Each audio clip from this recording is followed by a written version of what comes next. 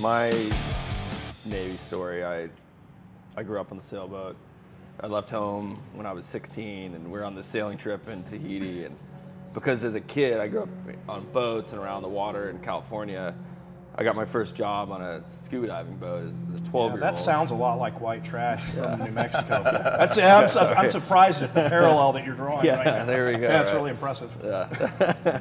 But I mean, as a kid, it's like some Jacques Cousteau adventure. I'm 12 years old, working on this dive boat. The captain of the boat teaches me how to dive. We didn't wrestle in the basement like Spartans, but and by the time I was allegedly 15, by the time I was 15, I had almost 1,000 log scuba dives. And I remember when I was 13, getting that knock, on my bunk at 2 a.m. saying, "Hey, Brandon, get up. We're wrestling." No. This was the anchor stuck, and it's 2 a.m. It's rough. We have to move the boat. The anchor stuck. Suit up because you're a junior man. I was like, what? Like, get your shit on. And we're at San Miguel Island off the coast of California. It's like a seal rookery out there. It's white shark territory. I was like, you want me to do what? I was like, get your shit on. You're going in the water, son. Captain Roach, man. This guy was like this Irish sea captain. Stop making me repeat myself. Yeah, so I'm like putting on my rubber, and I'm like in the dark going down. And I was like, I've never completed a dive so fast in my life. But, getting over your fear of the dark and all that stuff at a very young age. Drinking from a fire hose. It was crazy. I remember diving down and seeing this anchor chain wrapped around this huge ledge, and the boat was rocking, and the whole ledge would like lift up with the boat.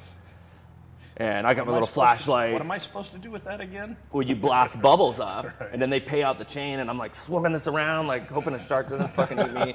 And then blast the bubbles, and they start peeling it up, and then I'm pop up, and man, I got out of there fast. But so fast forward, I'm 15, about to turn 16, and my dad, the whole thing of my mom and dad, they bought this sailboat. They're going to take this trip and sail around the world. And we'd done some trips to Mexico when I was much younger. Now I'm 15, I'm making really good money working on this boat, have all this independence. I want to chase girls and get my driver's license, not go on some world sailing trip. So I was the reluctant passenger, and then what was happening, I had a chip on my shoulder and started arguing about everything with my dad. It's like having two captains on the ship. It's like, hey, we need to use that anchor. He's like, well, what do you know? I was like, well, matter of fact, when I was 13, I got woken up to get the fucking anchor. Turns out I designed that anchor. Yeah, I was like, and by the way, I salvaged the anchor that we're using on the stern. So we got to Tahiti, and my dad had enough. Like, him and I were just at each other's throats. Right.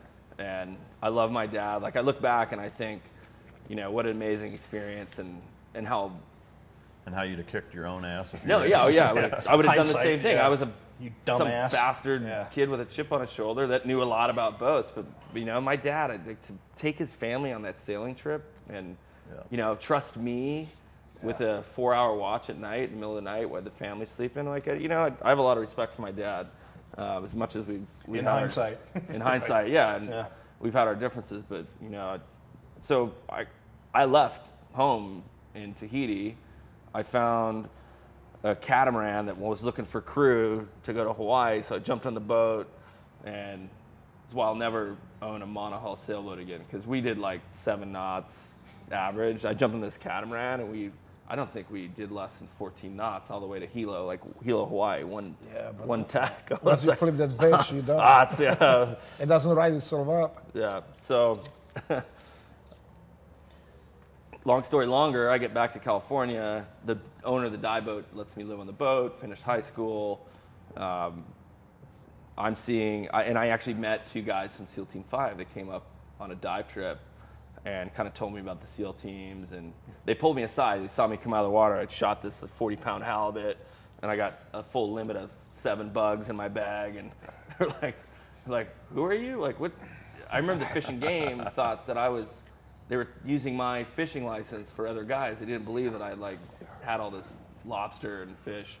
But that's how I learned about the Navy and the SEAL teams. And then Yeah, I'll take another one too. Yeah, I mean, I'm going We to have try, a man. special surprise. It's not very secret. Surprise Yes, guest. sir, man. Hey, can you get me hey, I need another one of these. Why don't you just say it? Fucking Drago, the third base coach over here. So Scott McEwen is the co-author of American Sniper. He's a special surprise guest. They're surprise bartender. Serving drink. Thank you for that. Now I can talk shit.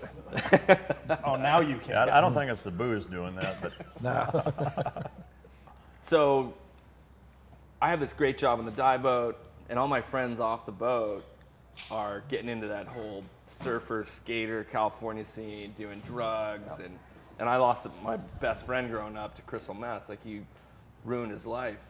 And thanks, brother. Thanks. And I said, I got to get out of here. Like, I could see that this environment, I needed to get away from it. And I remember watching my friends freebase cocaine in the harbor bathroom, and I was like, having no part of it, but going, Sure you weren't. hanging out. Look at you. Fuck you. I remember them going back later in the night and trying to like scrape some scraps out, and I was like, these guys are The fuck is wrong with you up. guys? Yeah, that's exactly what I thought. And I was fortunate enough to be mentored on that dive boat and have really good mentors, but that's why I joined the Navy. I was like, I got to get out of here. And the SEAL teams was like, hey, I can serve my country, go have this amazing adventure, prove something to myself, and try and do something that not too many people can do in It's life. interesting. It starts for everybody as a patriotic thing, and then it becomes about the boys, and it's not about patriotism at all, really. It's just about the boys. Yeah. Well, Yeah. it's you what and- is yeah, over okay, the I'm good boys. with this. It became as important as the Yeah, patriotism. definitely. So that's my bud story. I ended up in the fleet because I got the same line from my recruiter, who took me to MEPS. And I talked to this Filipino guy who I couldn't understand. I get like a Tagalog interpreter, and I was a SAR swimmer, helicopter sonar operator. Yeah, So I for did like that 2 or 3 years, weren't you? for Before almost actually a little over almost 4 years, and then I classed up with Mike, Mike, and I think 1997 with 215. I actually started with 214. And I rolled Well, that's right. You rolled 215. in. Was that third phase? That's right.